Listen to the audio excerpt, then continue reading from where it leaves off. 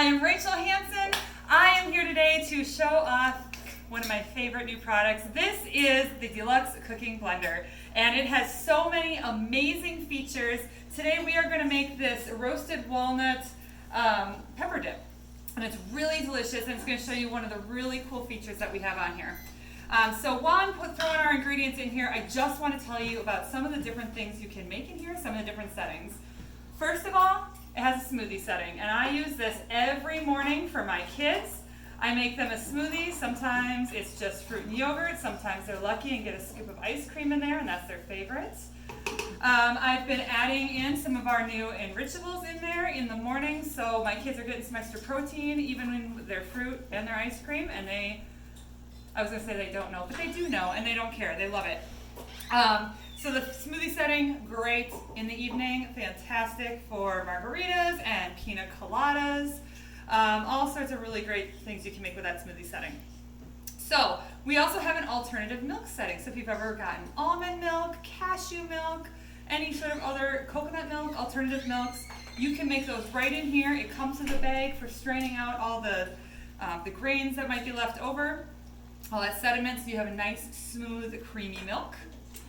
We have our grind setting, which is what we're going to be using today for our dip. You see, I'm just getting all of our ingredients in here so we can get going. The grind setting is perfect for things like peanut butter. It's 2 minutes, 20 seconds. You'll see that in just a minute.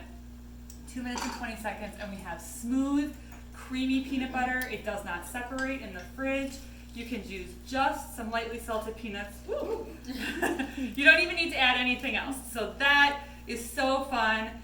Really great if you are watching salt intake, sugar intake, because you don't have to add any sugar and it tastes amazing. So the grind setting, so awesome. I've also been using the grind setting to make my own flour. You can throw regular old oatmeal in here, especially if you're gluten-free. Throw some gluten-free oatmeal in here, press the grind setting, and it is like powder, which is unheard of when it comes to making flour out of oatmeal. That's powder. In fact, it can grind things so smoothly, you can just throw in here some regular granulated sugar, hit the grind button, it'll make powdered sugar. It's just amazing. So, let's see what else we have. Soup setting, you can throw all your ingredients in here to make a soup, and it will cook for you because I said it's a cooking blender, right? It has a heating element that can get to 220 degrees. It'll cook your soup to the point that it's boiling.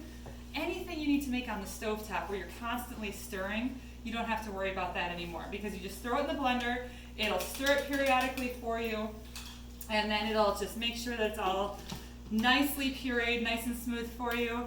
There's a sauce button. I love it for nacho cheese, hollandaise, hot chocolate. I've even made chocolate liqueur in here. Let me tell you, that's delicious.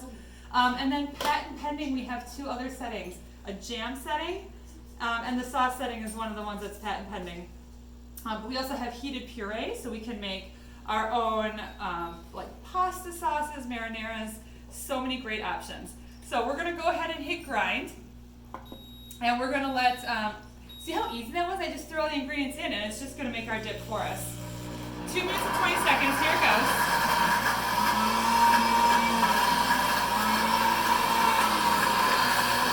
Do you see how smooth it's getting? I don't even have to do anything, I just press a button. It's amazing. Love it. Like, I can get my whole kitchen cleaned up while this thing is making dips for me.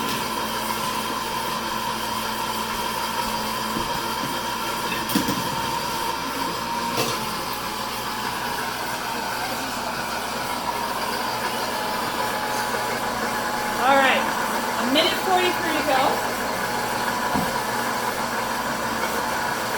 You can serve this with pita crackers, with chips, with veggies. We're just going to throw some veggies on a plate. I'm going to even have the veggies done before our dip is done. I mean, they're pre-chopped, so that makes it a little easier.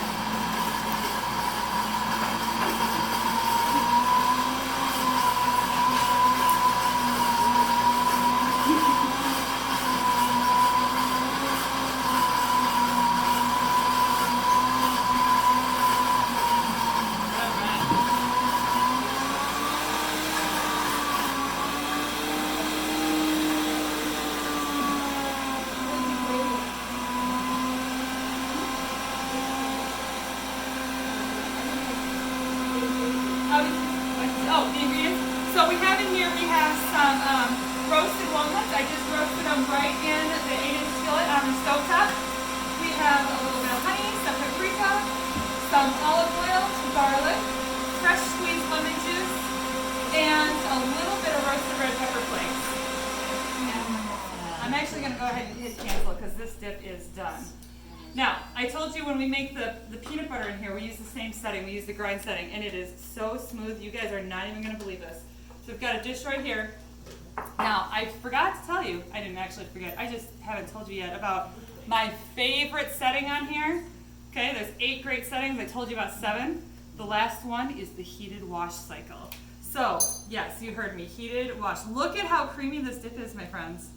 So the heated wash cycle, when we are all done, when we have this all cleaned out, all we need to do is put some water in here, a drop of soap. That's literally all it takes. And then we can hit the button. It'll heat up to 140 degrees.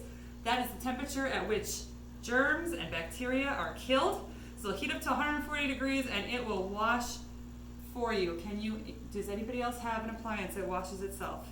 It's astounding. I absolutely love it. So, now, here's my tip for you guys. When you are making amazing meals in here, I highly recommend you make fresh peanut butter. Remember I told you how to do that? Make some peanut butter, scrape out as much as you can, put it in the fridge. It'll stay good for about 4 to 6 weeks, but it's not going to actually last that long because you're going to eat it. But what I recommend before you wash it, throw a couple scoops of ice cream in here, a banana, a little bit of either chocolate syrup or chocolate liqueur. Hit the smoothie button, and you have a chocolate banana peanut butter milkshake that is to die for. You do not want the rest of that peanut butter to go to waste. You put that in a milkshake and you enjoy it. And then you do your heated wash cycle. All right, so here we go. I just want you guys again to see just how amazingly, look at how smooth and creamy that dip is. And those walnuts, they were whole walnuts. They were whole, they were roasted. Those tomatoes came right out of the jar. They were peppers. They were peppers that came right out of the jar. But you know what? I've made hummus in here, and we can put sun-dried tomatoes right in the hummus. So there you go. That's what we have. We have the roasted red pepper walnut dip. Quick and easy, perfect quick and easy appetizer. And then the blender's going to clean itself for us.